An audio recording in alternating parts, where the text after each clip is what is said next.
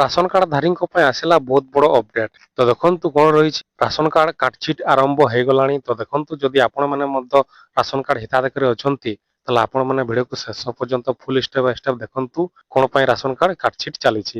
ତ ଦେଖନ୍ତୁ କେନ୍ଦ୍ର ସରକାର ରାସନ କାର୍ଡ ଧାରକ ତାଲିକାରେ ଏକ ବ୍ୟାପକ କାର୍ଡସିଟ୍ ଆରମ୍ଭ କରିଛନ୍ତି। ଖାଦ୍ୟ ଏବଂ ସାଧାରଣ ବଣ୍ଟ ବିଭାଗ ପ୍ରଥମ ଥର ପାଇଁ ରାସନ କାର୍ଡ ଧାରକ ଏକ ତାଲିକା ପ୍ରସ୍ତୁତ କରିଛି। ଯେଉଁମାନେ ମାଗଣା ଶସ୍ୟ ଭଳି ସୁବିଧା ପାଇଁ ଯୋଗ୍ୟ। ଏହି ତାଲିକାରେ ପ୍ରାୟ 1.17 କୋଟି ଲୋକ ଅଛନ୍ତି। ଏମାନେ 4 ଚକିଆ ଯାନ କିମ୍ବା ଆୟକର ଦାତା କିମ୍ବା କମ୍ପାନୀର ନିର୍ଦ୍ଦେଶକ। କେନ୍ଦ୍ର ରାଜ୍ୟଗୁଡ଼ିକୁ ସେପ୍ଟେମ୍ବର 30 ସୁଦ୍ଧା ଏହି ଅଯୋଗ୍ୟ କାର୍ଡ ଧାରକକୁ ହଟାଇବା ପାଇଁ ଆବଶ୍ୟକ ଯାଞ୍ଚ କରିବାକୁ ନିର୍ଦ୍ଦେଶ ଦେଇଛନ୍ତି। ଖାଦ୍ୟ ଏବଂ ସାଧାରଣ ବଣ୍ଟନ ବିଭାଗ ବିଭିନ୍ନ ସରକାରୀ ତଥ୍ୟ ଆଧାର ସହିତ ରାସନ କାର୍ଡ ଧାରକ ବିବରଣୀ ମେଳ କରି ଏହି ତାଲିକା ପ୍ରସ୍ତୁତ କରିଛନ୍ତି।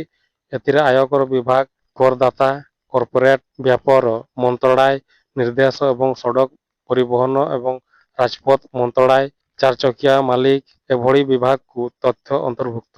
ଏହି କ୍ରସ୍ ଭେରିଫିକେସନକୁ ଜଣାପଡ଼ିଛି ଯେ 64.71 ଲକ୍ଷ ରାସନ କାର୍ଡ ଧାରକ ଆୟକର ଦାତା, 17.51 ଲକ୍ଷ 4 ଚକିଆ ଯାନ ଏବଂ 5.31 ଲକ୍ଷ ଲୋକ କମ୍ପାନୀରେ ନିର୍ଦ୍ଦେଶକ ଅଛନ୍ତି।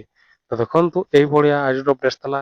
ଯଦି ଆପଣମାନେ ରାସନ କାର୍ଡ ହିତାଧିକାରୀ ଅଛନ୍ତି, ତାହେଲେ ଆପଣମାନେ ମଧ୍ୟ ସତର୍କ ରୁହନ୍ତୁ। ଯାହାକି ଆପଣମାନେ ଯଦି 4 ଚକିଆ ଯାନ ଅଛି, ତାହେଲେ ଆପଣମାନେ ସରେଣ୍ଡର କରିଦିଅନ୍ତୁ, ନହେଲେ ଆପଣଙ୍କ ରାସନ କାର୍ଡ କଟିଯିବ ଆଉ ଜରିମାନା କିଛି ଦେବାକୁ ପଡ଼ିବ। ତ ଏଇଭଳିଆ ଆଜିର ଅପଡେଟ୍ ଥିଲା। ଆଶା କରୁଛି ଭିଡ଼ିଓ ଭଲ ଲାଗିଥିବ।